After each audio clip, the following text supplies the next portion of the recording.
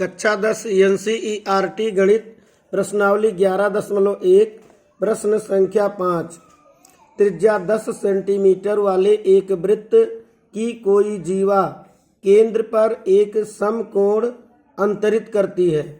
निम्नलिखित के क्षेत्रफल ज्ञात कीजिए। नंबर 1 संगत लघुवृत्त खंड। नंबर 2 संगत दीर्घ त्रिज्य खंड का क्षेत्रफल ज्ञात करना है। पाई बराबर 3.14 का प्रयोग कीजिए। तो अब इसमें पहले एक वृत्त दिया गया है, एक वृत्त दिया गया है। इसमें जो है त्रिज्या r बराबर दिया गया है 10 सेंटीमीटर। त्रिज्या r बराबर दिया गया है 10 सेंटीमीटर और इसमें कोई एक जीवा है, एक जीवा जो है केंद्र पर समकोण अंतरित करती है, केंद्र पर 90 अंश का कोण बनाती है। यहाँ पर कितने 90 डिग्री का कोण बनाती है, थीटा इज इक्वल टू 90 अंश। यहाँ पर मान लेते हैं ए और ये केंद्र O और ये बिंदु B, तो कोण AOB बराबर 90 अंश। तो अब इस जीवा के द्वारा यह वृत्त दो वृत्तखंडों में विभाजित होगा। ये छोटा वृत्तखंड है लघु वृत्तखंड और ये दीर्घ वृत्तखंड है। तो पहला जो पार्ट निकालना है संगत लघु वृत्तखंड, मतलब कि AB से इधर ये छोटा वाला जो भाग है AXBA, ये संगत लघु वृत्तखंड का क्षेत्रफल ज्ञात करना है। तो हम इसमें क्या करेंगे, संगत लघु वृत्तखंड का क्षेत्रफल ज्ञात करने के लिए ये पूरा एरिया मतलब कि त्रिज्यखंड पहले निकालेंगे। त्रिज्यखंड में से चतुर्भुज या त्रिभुज OAB का क्षेत्रफल घटा देंगे तो ये एरिया लघु वृत्तखंड AXB बच जाएगा। यानी कि लघु वृत्तखंड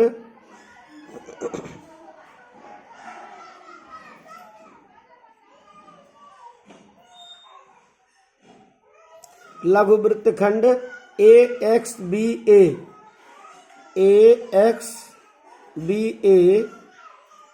का क्षेत्रफल बराबर क्या होगा, त्रिज्यखंड AXBO, त्रिज्यखंड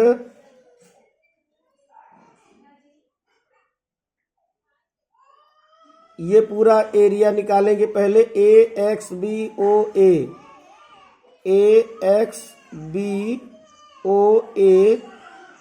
क्षेत्रफल निकालेंगे इसका। उसमें से हम घटा देंगे समकोण त्रिभुज,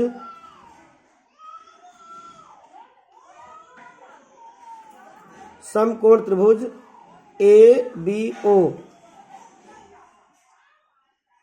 का क्षेत्रफल घटा देंगे। तो त्रिज्यखंड का क्षेत्रफल क्या होता है, पाई r स्क्वायर थीटा बटे 360। तो पाई r स्क्वायर थीटा बटे 360 सूत्र से ये पूरा एरिया त्रिज्यखंड का निकल जाएगा। अब त्रिभुज ये जो दिया गया है एक समकोण त्रिभुज है, तो समकोण त्रिभुज में एक भुजा लंब बनेगी और दूसरी आधार और 90 अंश के सामने एक कर्ण बनेगी। तो क्या होता है, समकोण त्रिभुज का क्षेत्रफल बराबर लंब गुणे आधार बटे 2, यानी OA गुणे OB बटा 2। अब इसमें जो है त्रिज्यखंड का क्षेत्रफल होता है पाई r स्क्वायर थीटा बटे 360 माइनस करेंगे 1/2 गुणे लंब गुणे आधार OA गुणे OB। अब इसमें पाई का मान इसमें कहा गया प्रश्न में 3.14 रखना है, 3.14 और गुणे r मतलब त्रिज्या की लंबाई 10 सेंटीमीटर और गुणे थीटा, थीटा यहाँ 90 अंश बन रहा है पूरे का बटा 360 माइनस 1/2 गुणे ये OA एक त्रिज्या है ये 10 सेंटीमीटर है और OB ये भी त्रिज्या है 10 सेंटीमीटर है, तो OA का मान 10 गुणे OB का मान 10। अब 2 से 10 को काट देंगे, 2 पंचे 10, 90 चौका 360, 90 एकन्ने 90 और 90 चौका 360। फिर 2 से काटेंगे, 2 दूनी 4, 2 पंचे 10, तो ये आ गया 3.14 गुणे 5/2 माइनस 10 पचे 50। अब इसमें क्या करेंगे, 5 का गुणा करके 2 से भाग दे देंगे, तो पहले 5 का गुणा करें, 5 चौक 20, 5 एकन्ने 5 और 2 7, 5 तिहाई 15 बटा पूरे का 2 माइनस 50 बराबर 2 से भाग देंगे, 2 सत्ते 14, 1 15, फिर दशमलव बढ़ाएंगे तो 17 हो जाएगा, तो 2 8 16 और 1 बचेगा इसमें। अच्छा, यहाँ पाई आर स्क्वायर थीटा बटे 360, इसका मतलब आर का वर्ग यानी 10 गुणे 10 होना चाहिए था, तो 1 गुणे 10 नहीं लिखा है, तो यहाँ पर 1 गुणे 10 हमको करना होगा। और ये 3.14 और 10 पचे 50, 10 पचे 50 और ये 5 चौक 20, 5 एकन्ने 5 2 7, 5 तिहाई 15 और यहाँ पर ये शून्य है, तो 2 अंक बाद दशमलव यानी यहाँ दशमलव लगेगा, ये दशमलव यहाँ लगेगा, तो अब ये दशमलव यहाँ पे नहीं रहेगा, यानी कि ये हो जाएगा 15 मतलब 157/2, तो 157/2, अब ये हो जाएगा 157/2 माइनस 50। अब इसमें भाग देंगे, 2 सत्ते 14, 1 15, 2 8 16 और दशमलव बढ़ाएंगे तो 1 बचा है वो 10 हो जाएगा, 2 पंचे 10 माइनस क्या करेंगे 50, तो 78 में से 50 निकालेंगे, तो 8 में से 0 घटाएंगे 8, 7 में से 5 घटाएंगे 2.5 वर्ग सेंटीमीटर।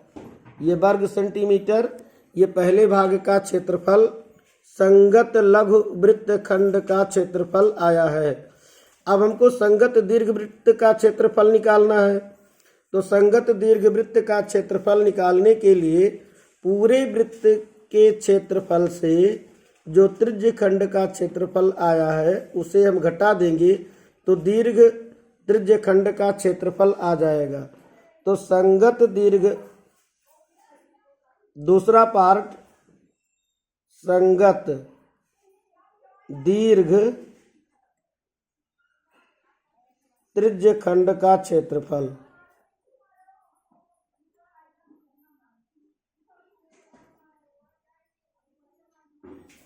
पूरे वृत्त का क्षेत्रफल बराबर पाई आर स्क्वायर होता है, और उसमें से पूरे वृत्त के क्षेत्रफल से ये लघु त्रिज्य खंड का क्षेत्रफल जो आया था उसको घटा देंगे, तो दीर्घ त्रिज्य खंड का क्षेत्रफल आएगा।